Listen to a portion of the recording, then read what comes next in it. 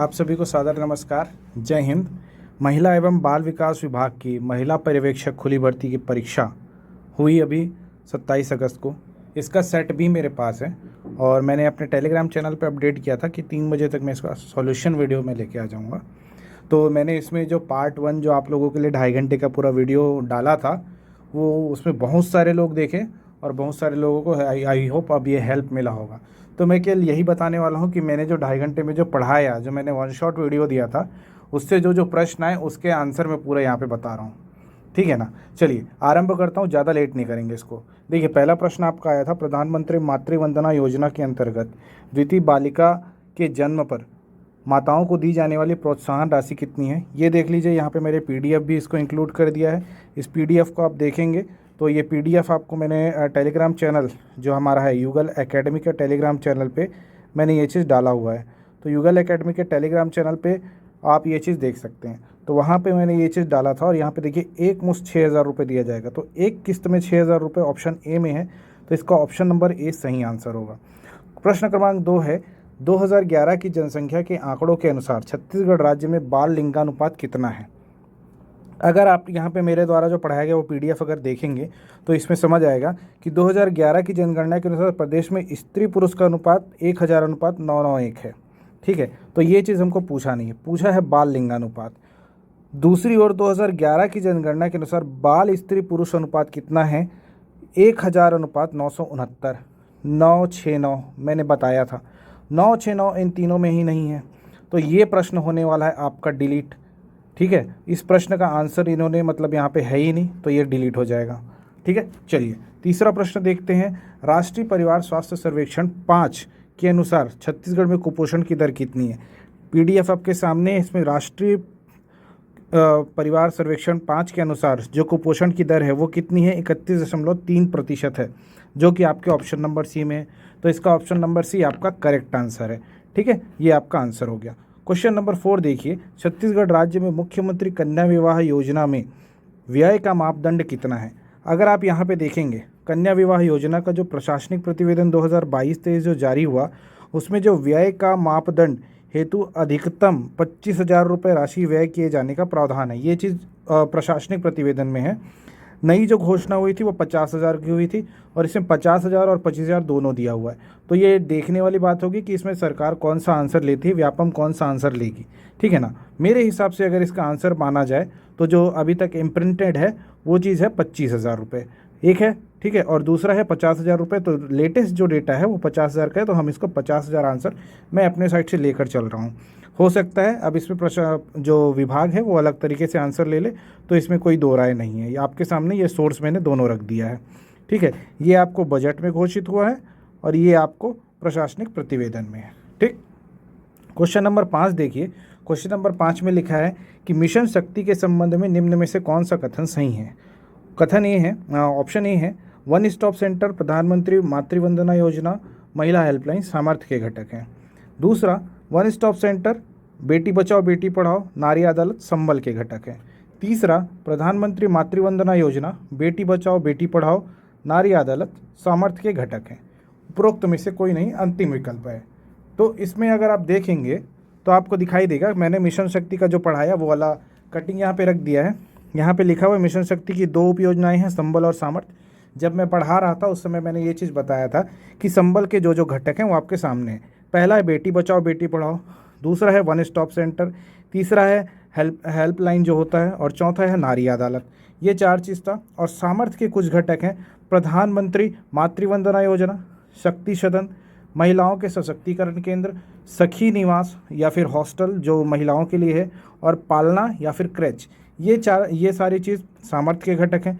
तो यहाँ पे जो ऑप्शन करेक्ट है वो कौन सा ऑप्शन है, ये चीज़ आप देखेंगे तो आपको समझ आएगा कि इसका जो ऑप्शन दिया हुआ है इसमें से ऑप्शन बी इसका करेक्ट आंसर है।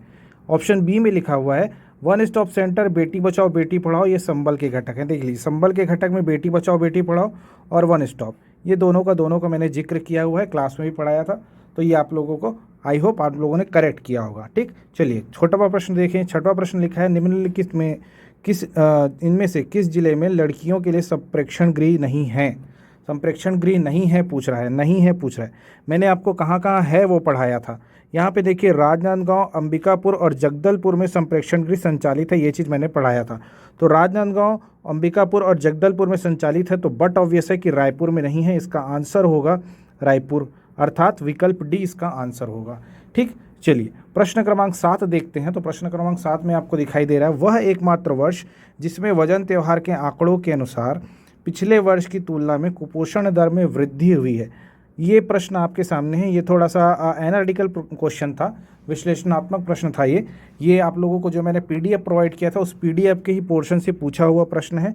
इसमें आप लोगों को देखने को मिलेगा कि जो कुपोषण है वो घटते घटते 2015-16 में 29% आ गया था, लेकिन 2016-17 में ये चीज़ बढ़कर हो गया 30.13%। तो अगर 2012-13 से हमने वजन त्यौहार शुरू किया तो ये हमको 2015-16 तक यहाँ पे हमको बहुत अच्छा हमको रिस्पांस मिला, हमारा जो कुपोषण था वो घट गया था, लेकिन वर्ष 2016-17 में ये बढ़ गया था 30.13%। तो ये बोला कि पिछले वर्ष की तुलना में कुपोषण के किस वर्ष में वृद्धि हुई थी, तो ये वर्ष 2016-17 था जिसमें वृद्धि हुई थी, इसीलिए इसका विकल्प डी, ऑप्शन नंबर डी जिसमें वर्ष 2016-17 लिखा है वो सही होगा। ठीक है, चलिए प्रश्न क्रमांक 8 देख लीजिए।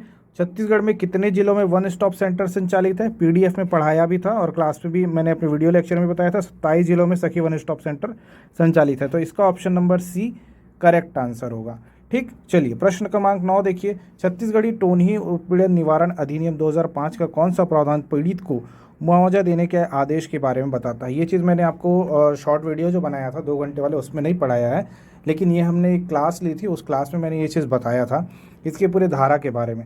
जब हम मेंस पढ़ते हैं तो मेंस के समय में हम ये चीज़ पढ़ाते हैं, है ना, तो ये मेंस वाली चीज़ें हैं। मेंस की चीज़ में मैंने ये चीज़ बताया भी था कि पूरा इसका जो प्रोसेस है उसमें कौन कौन सी धारा में क्या क्या चीज़ जा रहा है। तो इसका जो धारा 13 है वो धारा 13 इसके मुआवजे से संबंधित है। धारा 10 इस अपराध को संज्ञेय एवं गैर जमानती अपराध के रूप में घोषित करता है। धारा 11 इसके अपराधी की परिवीक्षा अवधि क्या होगी ये चीज़ बताता है। धारा 12 में जुर्माने के बारे में और धारा 13 में मुआवजे के बारे में जिक्र किया गया है। तो इसका आंसर धारा 13 अर्थात विकल्प डी होगा। ठीक, चलिए प्रश्न क्रमांक 10 है, निम्नलिखित में किस पोषक तत्व की कमी से एनीमिया होता है? किस पोषक तत्व की कमी से एनीमिया होता है? ये जिसका क्वेश्चन पेपर है उसने गलत टिक मारा है।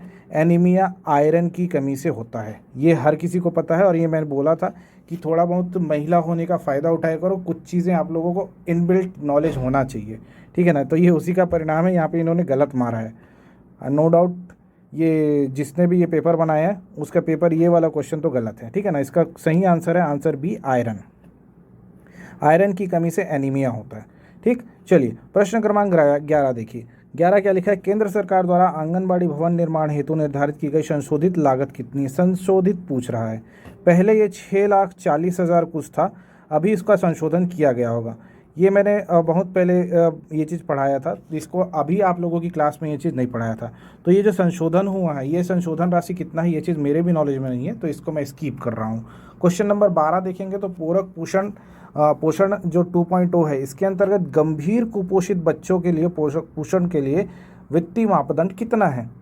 तो गंभीर कुपोषित के बारे में पूछ रहा है। अगर आप देखेंगे पोषण 2.0 के पूरे चार्ट को देखेंगे तो उसमें 8 रुपये, 12 रुपये और 9.5 रुपये ये तीनों ही कॉलम वहाँ पे आपको मिलेगा, लेकिन विशेष रूप से गंभीर कुपोषित के लिए अलग से मुझे कोई टेबल नहीं मिला है। तो जिसको भी मिलेगा कमेंट कर देना ताकि लोगों का भी भला हो, लोगों को पता चले आंसर क्या है। इसका आंसर मैं नहीं बता रहा हूँ, मुझे इसका आंसर नहीं पता है, ठीक है। चलिए प्रश्न क्रमांक 13 देखिए। नोनी सुरक्षा योजना प्रारंभ हुई थी। नोनी सुरक्षा योजना मैंने पीडीएफ में पढ़ाया था। नोनी सुरक्षा योजना 1/4/2014 से लागू की गई है। तो 1/4/2014 विकल्प नंबर 1 में है, तो इसका आंसर विकल्प नंबर 1 होगा, ठीक है। चलिए प्रश्न क्रमांक 14 देखें तो किशोर न्याय बालकों की देखभाल और संरक्षण अधिनियम 2015 का कौन सा प्रावधान पोषण देखरेख से संबंधित है? Again it is a part of mains paper 7 का ये पार्ट है। तो पेपर 7 में ये सारा चीज़ पढ़ा जाता है। तो पेपर 7 के ही एक हिस्से में इसके धारा के बारे में जिक्र है। तो ये धारा देख लीजिए। धारा 43 बोलता है खुला आश्रय के बारे में, धारा 44 बोलता है पोषण देखरेख के बारे में, धारा 45 बोलता है प्रवर्तकता के बारे में। ये स्पॉन्सरशिप मैंने आपको वीडियो लेक्चर में भी बताया था। धारा 46 में बताया गया है कि आफ्टर केयर में क्या क्या किया जाता है। 18 से 21 वर्ष होता है, याद होगा आप लोगों को। 18 वर्ष से ज़्यादा अगर कोई बच्चा मानसिक रूप से क्या बोलते हैं सक्षम नहीं हो पाया है तो उसको 21 वर्ष तक रखते हैं और उसको कैसे बाहर निकालना है संप्रेषण गृह से, याद आ रहा होगा आप लोगों को।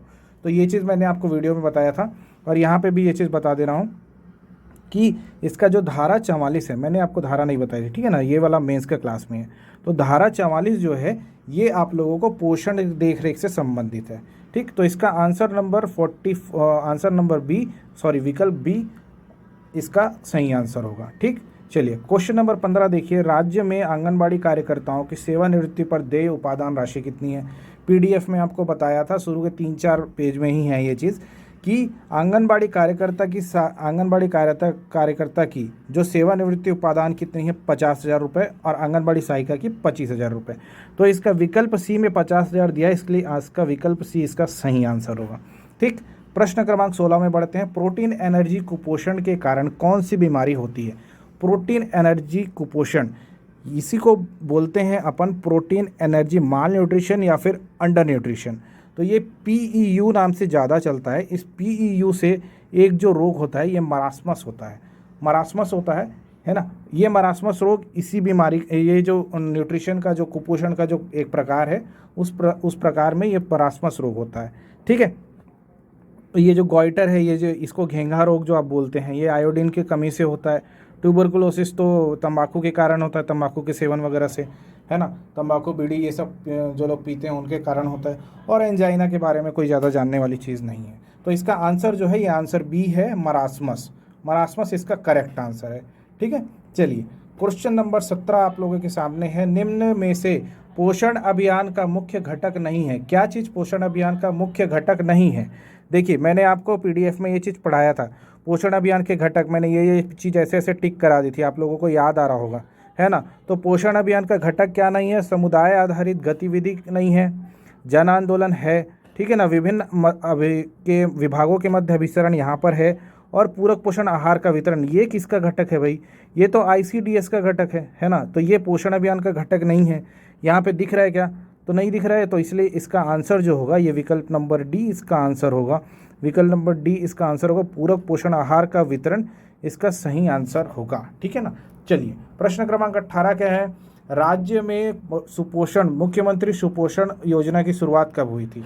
तो ये हुई थी 2 अक्टूबर 2019 को, 2 अक्टूबर 2019 को हुई थी। ये मैंने आपके सुपोषण अभियान का जो लोगो था जो मैंने वेबसाइट से उठा के ले आया, ये इनॉग्रेशन डेट 2 अक्टूबर 2019 लिखा है। यहाँ पे ऑप्शन नहीं है, तो ये क्वेश्चन होने वाला है एलिमिनेट, ठीक है ना, एलिमिनेट होगा ये क्वेश्चन। अब हो सकता है कुछ और ले ले, तो ये विभाग की अपनी विवेक है, मेरे हिसाब से ये क्वेश्चन गलत हो जाना चाहिए, ये क्वेश्चन हट जाना चाहिए, ठीक है ना। 2 अक्टूबर 2019 को ये चीज़ लॉन्च हुआ था। प्रश्न क्रमांक 19 देखेंगे तो निम्नलिखित में से किस जिले में स्वीकृत आंगनबाड़ी केंद्रों की संख्या अधिकतम है। ये वाला टेबल में पढ़ाया था और बोला, इसमें मैं आप लोगों को 5-6 सवाल बताया था, 5-6 सवाल इस अकेले पेज से बताया था, है ना।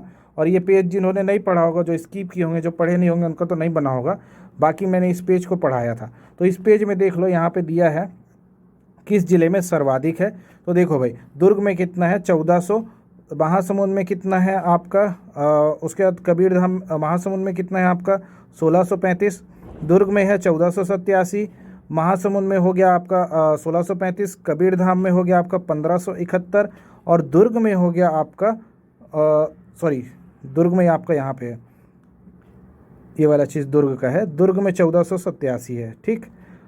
और राजनांदगांव में कितना है आपका, राजनांदगांव में 1498 है। तो इसमें सर्वाधिक कहाँ पे है भाई, देखो सर्वाधिक कहाँ है, ये नहीं है सर्वाधिक, ये वाला है 1635 कहाँ पे है, महासमुंद में।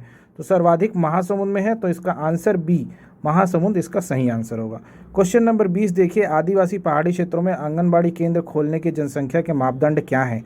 पढ़ाया था, पीडीएफ में है, और ये मैंने पीडीएफ ही लगा दिया है। तो इसका जो आंसर है देखो, 400 से 800 की जनसंख्या में एक आंगनबाड़ी, 400-800 तो नहीं, 300 होता है, 300 से 800 पे एक आंगनबाड़ी, ये चीज़ होता है। तो ये इसका बी आंसर सही होगा। देख लो बी आंसर यहाँ पे देखो, 300 से 800 दिख रहा है ये वाला चीज़, तो ये यहाँ पे लिखा हुआ बी, तो बी इसका करेक्ट आंसर होगा, और इसी को आपको सही करना था। तो ये हो गया इसका पूरा आंसर करेक्ट। जो जो मैंने पढ़ाया था उसको मैंने आप लोगों को एक्सप्लेन कर दिया, ठीक। अगर आपको इसका पूरा detail video, detail answer sheet चाहिए, डिटेल आपको चाहिए कि मैं सारे पोर्शन इसके बताऊं, है ना, तो आप लोग मुझे कमेंट कीजिए, मैं इसका पूरा का पूरा डिटेल आप लोगों को पूरा हर एक क्वेश्चन में सॉल्व करा दूंगा, ठीक है, चलिए। और आगे जो भी एग्ज़ाम है उसकी तैयारी करते रहिए। पीएचई का नोटिफिकेशन आ चुका है, टेलीग्राम चैनल में आप जाके देख लीजिए। हमारा जो टेलीग्राम चैनल है युगल एकेडमी, इसमें और जो लोग हॉस्टल वार्डन एग्ज़ाम की तैयारी कर रहे हैं, वो हॉस्टल वार्डन एग्ज़ाम के बारे में मैंने अपडेट किया था, तो वो एग्ज़ाम भी देख लीजिए, ठीक है ना। तो जितने भी एग्ज़ाम हैं सबके बारे में मैं अपडेट करते रहता हूँ। आप हमारे टेलीग्राम चैनल से जुड़ सकते हैं। मैं वहाँ पे आपको इवन मैं कॉन्ट्रेक्चुअल जो संविदा आधार पे जो पद निकलते हैं, मैं उनकी भी चर्चा करता रहता हूँ अपनी क्लासेस में। तो आप लोग मुझसे जुड़े रह सकते हैं। युगल एकेडमी आपके लिए पेज ऑलमोस्ट अवेलेबल है, हमेशा अवेलेबल है। आप यूट्यूब, इंस्टाग्राम, फेसबुक और टेलीग्राम सभी जगहों पे हमें फॉलो कर सकते हैं, ठीक है। मिलेंगे अगली कक्षा में, तब तक के लिए धन्यवाद। जय हिंद।